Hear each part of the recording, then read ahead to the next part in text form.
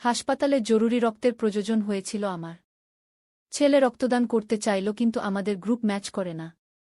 Doctor বলল, আমাদের রক্তের গ্রুপ ও নেগেটিভ লাগবে। ছেলে হতাশ হয়ে বলল, আমি দিতে পারব না মা। হঠাৎ সে আমার পাশে এসে বসে বলল, কিন্তু আমি তোমাকে আমার হৃদয়ের রক্ত দিতে পারি। আমি অবাক হয়ে তাকালাম। নার্স আমার শিরায় স্যালাইন লাগানোর সময় সে আমার অন্য হাত ধরে বলল, মা, রক্তের সম্পর্কের চেয়ে ভালোবাসার সম্পর্ক বেশি শক্তিশালী। আমি তোমাকে ভালোবাসি, শুধু মা হিসেবে নয়, একজন নারী হিসেবে। ডাক্তার বাইরে চলে গেল। সে আমার কপালে চুমু দিয়ে বলল, তোমার শরীরে যে রক্ত প্রবাহিত হচ্ছে, আমি চাই সেই রক্তেই আমাদের প্রেমের গল্প লেখা হোক। বিয়ে করো আমাকে। স্যালাইনের ড্রিপ ফোঁটা ফোঁটা করে পড়ছিল। আমার নাড়ি দ্রুত স্পন্দিত হতে লাগল। রক্ত পরীক্ষার রিপোর্ট টেবিলে রাখা ছিল। এই গল্পটি সম্পূর্ণ শুনলে আপনাদের পানি অটোমেটিক বের হয়ে যাবে, সো যত দ্রুত সম্ভব হাতের কাছে টিস্যু নিয়ে বসে পড়ুন। বিছানার চাদর যেন নষ্ট না হয় সেটা সম্পূর্ণ খেয়াল রাখার অনুরোধ জানিয়ে গল্পটি এখন শুরু করব। তার আগে সর্বশেষ অনুরোধ, দয়া করে এমন পানি বের করার গল্প নিয়মিত শুনতে আমাদের চ্যানেলটি সকলেই সাবস্ক্রাইব করুন। ধন্যবাদ। হ্যালো বন্ধুরা, আমার নাম মেঘনা দাস। আমার বয়স ৩৯ বছর। আমার স্বামীর নাম সুবর্ণ দাস, বয়স ৫২ বছর। আমাদের ২ সন্তান, রিয়াদ আর মিম। রিয়াদ ২০ বছর বয়সী, বিশ্ববিদ্যালয়ে পড়ে। মিম ১৪ বছর বয়সী, হাই স্কুলে যায়।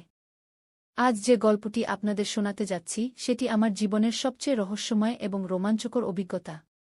এই ঘটনা আমার পরিবারের সবার জীবনকে পুরোপুরি বদলে দিয়েছে। কী সেই রহস্য? কী সেই রোমাঞ্চ?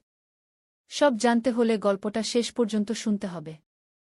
ঘটনাটা শুরু হয়েছিল গত বছরের সেপ্টেম্বর মাসে। আমি তখন হঠাৎ করে অসুস্থ হয়ে পড়েছিলাম। শরীরে প্রচণ্ড দুর্বলতা, রক্তশূন্যতা। ডাক্তার পরীক্ষার পর বললেন জরুরি রক্তের প্রয়োজন। আমার রক্তের গ্রুপ ও নেগেটিভ, যেটা খুবই বিরল। রিয়াদ তখন ছুটে এসেছিল হাসপাতালে। সে আমাকে রক্ত দিতে চাইল, কিন্তু তার গ্রুপ পজিটিভ। ডাক্তার বললেন এটা সম্ভব না। রিয়াদ খুবই হতাশ হয়ে গিয়েছিল। সে আমার হাত ধরে কাঁদতে শুরু করল।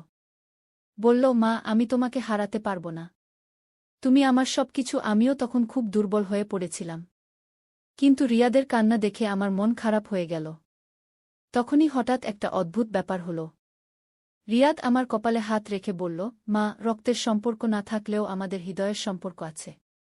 আমি তোমাকে আমার সব ভালোবাসা দিতে পারি। তার এই কথাগুলো শুনে আমার গা শিউরে উঠল। কেন জানি মনে হচ্ছিল সে যেন আমাকে একজন মা হিসেবে নয়, অন্য কোনো দৃষ্টিতে দেখছে। নার্স এসে আমার শিরায় স্যালাইন লাগাল। রিয়াদ তখনও আমার পাশে বসেছিল। সে আমার হাত ধরে বলল, মা, তুমি জানো আমি তোমাকে কত ভালোবাসি। শুধু মা হিসেবে নয়, একজন সুন্দর নারী হিসেবেও। এই কথা শুনে আমার মাথা ঘুরতে শুরু করল। কি বলছে সে? ডাক্তার তখন রুম থেকে বেরিয়ে গেলেন অন্য কাজে। রিয়াদ আরও কাছে এসে আমার কপালে একটা চুমু দিল। বলল, মা, তোমার শরীরে যে রক্ত প্রবাহিত হচ্ছে, আমি চাই সেই রক্তেই আমাদের ভালোবাসার গল্প লেখা হোক।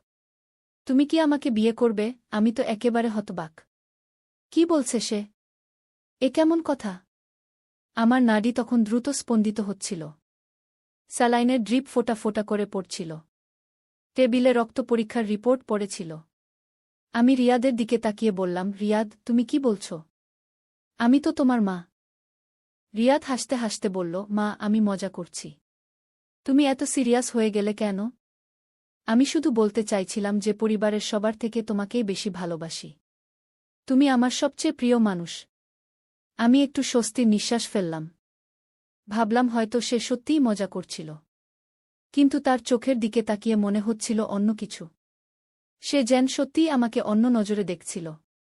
এরপর ডাক্তার এসে বললেন, চিন্তার কিছু নেই। আমরা ব্লাড ব্যাংক থেকে ও নেগেটিভ রক্ত পেয়ে গেছি। আপনার অপারেশন হয়ে যাবে শুনে আমি খুশি হলাম। কিন্তু রিয়াদ তখনও আমার হাত ছাড়ছিল না। অপারেশনের পর আমি সুস্থ হয়ে উঠলাম। কিন্তু রিয়াদের আচরণ দিন দিন আরও অদ্ভুত হতে থাকল। সে আমার সাথে বেশি সময় কাটাতে চাইত। আমার খেয়াল রাখত অতিরিক্ত। এমনকি আমার স্বামী সুবর্ণের থেকেও বেশি যত্ন নিত। একদিন সুবর্ণ অফিস থেকে দেরি করে এসেছিল। মিম বান্ধবীদের সাথে খেলতে গিয়েছিল। ঘরে শুধু আমি আর রিয়াদ। রিয়াদ হঠাৎ আমার কাছে এসে বলল, মা, আমার একটা কনফেশন আছে। আমি বললাম, কি কনফেশন? রিয়াদ বলল, মা, হাসপাতালে আমি যে কথাগুলো বলেছিলাম সেগুলো আমি মজার ছলে বলিনি। আমি সত্যিই তোমাকে ভালোবাসি। একজন মা হিসেবে নয়, একজন নারী হিসেবে। আমি চমকে উঠলাম। বললাম, রিয়াদ, তুমি কি বলছ? এ কেমন কথা? রিয়াদ বলল, মা, আমি জানি এটা ভুল। কিন্তু আমি কিছু করতে পারছি না। তুমি এত সুন্দর, এত আকর্ষণীয়। আমি তোমাকে দেখলেই অন্যরকম লাগে। আমি রেগে গিয়ে বললাম, রিয়াদ, এইসব বাজে কথা বলো না। আমি তোমার মা। এমন কথা বলা একদম ঠিক নয়। কিন্তু রিয়াদ থামল না।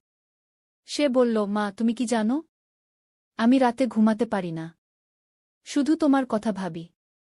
তোমার হাসি, তোমার কণ্ঠস্বর সবকিছু আমাকে পাগল করে দেয়। আমি তখন বুঝলাম রিয়াদের সত্যিই কোনো সমস্যা হয়েছে। হয়তো সে মানসিকভাবে বিপর্যস্ত। আমি বললাম, রিয়াদ, তুমি একজন সাইকোলজিস্টের সাথে কথা বলো। তোমার সাহায্য দরকার। রিয়াদ বলল, না মা, আমার কোনো সমস্যা নেই। আমি শুধু তোমাকে ভালোবাসি। এই কথোপকথনের পর আমি খুবই চিন্তিত হয়ে পড়লাম। রিয়াদের এই আচরণ স্বাভাবিক নয়। আমি সুবর্ণের সাথে কথা বলার সিদ্ধান্ত নিলাম। সেদিন রাতে সুবর্ণ এসে বলল, কি ব্যাপার? তুমি খুব চিন্তিত দেখাচ্ছ। আমি রিয়াদের কথাগুলো সুবর্ণকে বললাম। সুবর্ণ শুনে খুব রেগে গেল। বলল, কি? রিয়াদ এমন কথা বলেছে? আমি তার সাথে কথা বলবো। পরের দিন সুবর্ণ রিয়াদকে ডেকে কথা বলল। কিন্তু রিয়াদ সবকিছু অস্বীকার করল। বলল, বাবা, আমি এমন কিছু বলিনি। মা ভুল বুঝেছে। এরপর কয়েকদিন রিয়াদ আমার সাথে স্বাভাবিক আচরণ করতে লাগল। আমি ভাবলাম হয়তো সে বুঝে গেছে। কিন্তু একদিন যা হলো সেটা আমি কখনো ভুলতে পারব না। সেদিন ছিল শুক্রবার। সুবর্ণ আর মিম বাজারে গিয়েছিল। আমি একা ঘরে ছিলাম। হঠাৎ রিয়াদ আমার রুমে এলো। সে দরজা বন্ধ করে দিল। আমি বললাম, রিয়াদ, দরজা বন্ধ করলে কেন? রিয়াদ আমার কাছে এসে বলল, মা, আমি আর পারছি না। আমাকে তুমি একবার জড়িয়ে ধরো। আমি পিছিয়ে গিয়ে বললাম, রিয়াদ, তুমি আবার শুরু করলে? আমি তোমার মা। রিয়াদ বলল, মা, শুধু একবার। আমি প্রমিস করছি, আর কখনো এমন কিছু বলবো না। আমি খুব ভয় পেয়ে গেলাম। রিয়াদ আমার দিকে এগিয়ে আসছিল। আমি চিৎকার করে বললাম, রিয়াদ, সরে দাঁড়াও। এটা খুবই ভুল। ঠিক তখনই দরজায় ধাক্কা পড়ল। সুবর্ণের গলা শুনতে পেলাম, দরজা কেন বন্ধ? খুলো। রিয়াদ দ্রুত দরজা খুলে দিল। সুবর্ণ ভেতরে ঢুকে জিজ্ঞেস করল, কি হচ্ছিল এখানে? আমি কিছু বলার আগেই রিয়াদ বলল, কিছু না বাবা। আমি মায়ের সাথে পড়াশোনার কথা বলছিলাম। সুবর্ণ সন্দেহের চোখে তাকাল। কিন্তু কিছু বলল না। এই ঘটনার পর আমি বুঝলাম রিয়াদের সত্যিই মানসিক চিকিৎসা প্রয়োজন। আমি একজন সাইকোলজিস্টের সাথে অ্যাপয়েন্টমেন্ট করলাম। ডাক্তার রিয়াদের সাথে কয়েকটি সেশন করার পর আমাদের ডাকলেন। তিনি বললেন, রিয়াদের অডিপাস কমপ্লেক্স হয়েছে। এটা একটা মানসিক অবস্থা যেখানে ছেলেরা মায়ের প্রতি রোমান্টিক আকর্ষণ অনুভব করে। সুবর্ণ জিজ্ঞেস করল, এর চিকিৎসা কি? ডাক্তার বললেন, কাউন্সেলিং আর থেরাপি। তবে এটা সময় লাগবে। এরপর কয়েক মাস ধরে রিয়াদ নিয়মিত থেরাপি নিল। ধীরে ধীরে তার আচরণ স্বাভাবিক হতে শুরু করল। সে আবার আমার সাথে একজন ভালো ছেলের মতো কথা বলতে শুরু করল। একদিন রিয়াদ আমার কাছে এসে বলল, মা, আমি তোমার কাছে ক্ষমা চাই। আমি জানি আমি খুব খারাপ আচরণ করেছি। আমার মাথা খারাপ হয়ে গিয়েছিল। আমি তাকে জড়িয়ে ধরে বললাম, কোনো সমস্যা নেই বেটা। তুমি সুস্থ হয়ে গেছ, এটাই যথেষ্ট। এরপর আমাদের পারিবারিক জীবন আবার স্বাভাবিক হয়ে গেল। রিয়াদ এখন একজন ভালো ছেলে। সে পড়াশোনায় মন দিয়েছে। নতুন বন্ধুবান্ধব তৈরি করেছে। মেয়েদের সাথেও কথা বলে। কিন্তু এই পুরো ঘটনাটা আমাদের পরিবারে একটা গভীর প্রভাব ফেলেছে। আমরা বুঝতে পারলাম যে মানসিক স্বাস্থ্য কত গুরুত্বপূর্ণ। ছেলেমেয়েদের সাথে খোলামেলা কথা বলা কত জরুরি। এই গল্পের মাধ্যমে আমি সবাইকে একটা বার্তা দিতে চাই।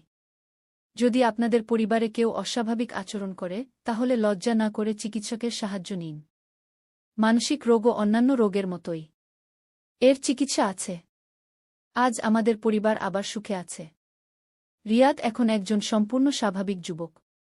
সে তার পড়াশোনা নিয়ে ব্যস্ত। মিমও ভালো আছে। সুবর্ণ আমাকে আগের চেয়েও বেশি ভালোবাসে। সে বুঝতে পারেছে যে কত কষ্টের মধ্যে দিয়ে আমি গিয়েছি। এই পুরো অভিজ্ঞতা আমাকে শিখিয়েছে যে জীবনে যত বড় সমস্যাই আসুক সেটার সমাধান আছে। শুধু সাহস আর ধৈর্য রাখতে হয়। পরিবারের সবাই মিলে একসাথে থাকলে সব সমস্যার সমাধান সম্ভব। রিয়াদ এখন কলেজের পর একটা পার্ট টাইম জব করে। সে অনেক দায়িত্বশীল হয়ে গেছে। মাঝে মাঝে বলে, মা, আমি যা করেছিলাম সেটা নিয়ে এখনও অনুতপ্ত। কিন্তু এই অভিজ্ঞতা আমাকে আরও শক্তিশালী করেছে। আমি তাকে বলি, অতীত নিয়ে ভাবার দরকার নেই। ভবিষ্যৎ নিয়ে ভাবো, আর সত্যিই আমাদের ভবিষ্যৎ এখন অনেক উজ্জ্বল। এই গল্প শুনে হয়তো অনেকেই ভাববেন যে এমন কিছু আসলেই হতে পারে। হ্যাঁ, মানসিক স্বাস্থ্যের সমস্যা যে কোনো পরিবারেই হতে পারে। গুরুত্বপূর্ণ হল সেটা চিহ্নিত করা আর সঠিক চিকিৎসা নেওয়া। আমার এই গল্পটি যদি একটি পরিবারেরও উপকারে আসে, তাহলে আমি মনে করব আমার কষ্টটা সার্থক হয়েছে। কারণ জীবনে যত বড় ঝড়ঝঞ্ঝাই আসুক, সেটা কাটিয়ে উঠে আবার স্বাভাবিক জীবনে ফিরে আসা সম্ভব। আজকের মতো এখানেই শেষ করছি। আশা করি আমার এই গল্পটি আপনাদের ভালো লেগেছে। এমন আরও গল্প শুনতে চাইলে আমাদের চ্যানেল সাবস্ক্রাইব করুন আর নিয়মিত ভিডিও দেখুন। নদীর ধারে সেই গা। প্রথম অধ্যায়, শুরুজাত। পদ্মা নদীর ধারে একটা ছোট্ট গ্রাম ছিল, নাম তার রূপসী গ্রাম। গ্রামের নাম শুনলেই মনে হতো কত সুন্দর হবে। আর সত্যিই গ্রামটা ছিল অপূর্ব সুন্দর। সবুজ ধানক্ষেত, নারিকেল আর সুপারি গাছের সারি, আর নদীর শীতল হাওয়া, সব মিলিয়ে এক স্বর্গের মতো জায়গা। এই গ্রামেই থাকত একটা ছেলে, নাম তার আলম। বয়স তখন 17 কি 18 হবে। ফর্সা রং, লম্বা চুল, আর চোখে একটা স্বপ্ন, বড় হয়ে সে লেখক হবে। প্রতিদিন সন্ধ্যায় নদীর ধারে বসে সে লিখত তার ডায়েরিতে। কখনো কবিতা, কখনো গল্প, কখনো শুধু মনের কথা। আলমের বাবা মোক্তার সাহেব ছিলেন গ্রামের স্কুলের প্রধান শিক্ষক। মা রহিমা বেগম ছিলেন একজন নরম মনের মহিলা, যিনি সবসময় সবার জন্য রান্না করতেন। তাদের ছোট্ট টিনের চালের বাড়িটা ছিল গ্রামের মাঝখানে। আলমের একটা ছোট বোন ছিল, সামিয়া। বয়স তার 10 বছর। চঞ্চল, দুষ্টু, কিন্তু খুব মিষ্টি। সে সবসময় ভাইয়ের পিছন পিছন ঘুরত। ভাইয়া, আমাকে নিয়ে চলো না। এই ছিল তার প্রিয় সংলাপ। দ্বিতীয় অধ্যায়, নতুন প্রতিবেশী। একদিন গ্রামে